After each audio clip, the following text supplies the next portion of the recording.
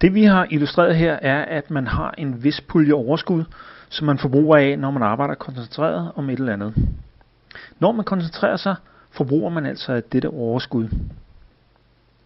I løbet af natten, mens vi sover, sker der en genetablering af dette overskud, sådan at vi næste dag er klar til at tage fat der, hvor vi slap dagen før.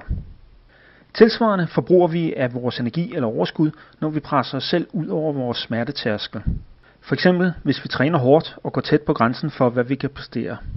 Og igen ser vi, at en god natsøvn genetablerer vores overskud, sådan at vi igen er friske. Det viser sig, at det helt tilsvarende kræver overskud at tage initiativer, og at vores overskud synker tilsvarende, når vi gør det. Igen giver søvn os en slags reset af organismen. Det man så har opdaget er, at det faktisk er det samme overskud, vi forbruger af. Det er ikke forskellige kræfter, men den samme fælles pulje, der bliver brugt af, når vi på en eller anden måde gør en ekstra indsats.